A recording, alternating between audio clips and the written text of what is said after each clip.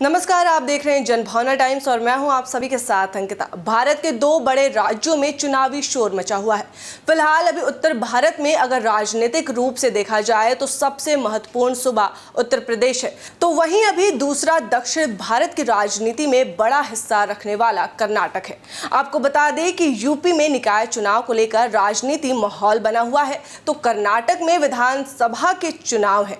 दोनों ही चुनाव के मद्देनजर रखते हुए राजनीतिक दल अपने अपने नेताओं का मजे हुए अंदाज में इस्तेमाल कर रहे हैं, खासकर बीजेपी। अगर आज बीजेपी का कोई नेता कर्नाटक में है तो वो कल यूपी में दिखाई देगा।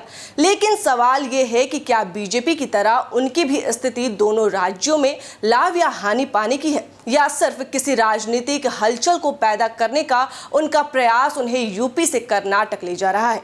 अब आपके जहन में ये सवाल जरूर आया होगा कि यूपी से भला कर्नाटक कौन जा रहा है। तो आपको बता दें कि इस समय सबसे ज्यादा संशय की स्थिति मायावती ने पैदा कर दी है। उत्तर भारत की राजनीति से आगाज कर देश भर में दलितों की प्रतिनिधित्व का जिम्मा लेने वाली मायावती का असली किला तो यूपी ही रहा है, जहां से धीरे धीरे उनके विलुप्त होने की बातें राजनीतिक पंडित कर रहे हैं।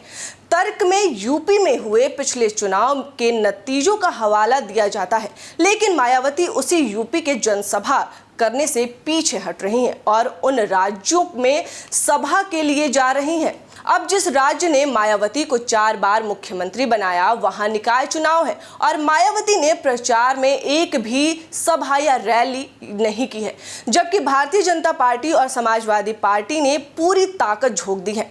इन पार्टियों के प्रमुख नेता कार्यकर्ताओं से मुलाकात और रैलियों में जुटे हुए हैं, लेकिन मायावती गायब हैं और कह रही हैं कि उनके पदाधिकारी और कार्यकर्ता सब देख लेंगे। वहीं वो आज यानी कि शुक्रवार को कर्नाटक की राजधानी बेंगलुरु में एक जनसभा को संबोधित करती हुई नजर आए।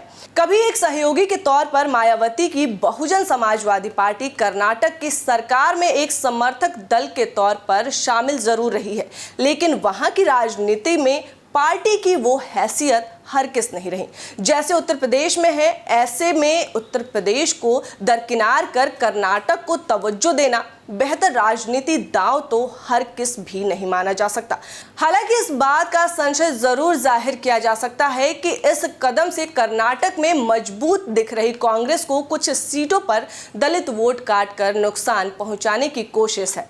वहीं चुनावी मशीन कहलाने वाली भारतीय जनता पार्टी राज्य में कमजोर स्थिति होने के सभी दावों को दरकिनार कर पूरे जोश से कर्नाटक में प्रचार कर रही है। सीएम योगी इस दल के स्टार प्रचारक रहे हैं। वहीं कर्नाटक में सभाएं करने के बाद वो वापस अपने सूबे लौट आए हैं। अब यहां वो ताबड़तोड़ रैलियां कर रहे हैं। शुक्रवार को ही जब मायावती कर्नाटक में हैं, तो उनके गढ़ कहलाने वाले पश्चिम उत्तर प्रदेश में सीएम योगी 5 घंटों में 4 जनसभाओं को संबोधित कर रहे हैं। बहरहाल अभी की खबरों में सिर्फ इतना ही। देश और दुनिया की बाकी खबरों को देखने के लिए आप जुड़े रहें जनभावना टाइम्स के साथ। नमस्कार।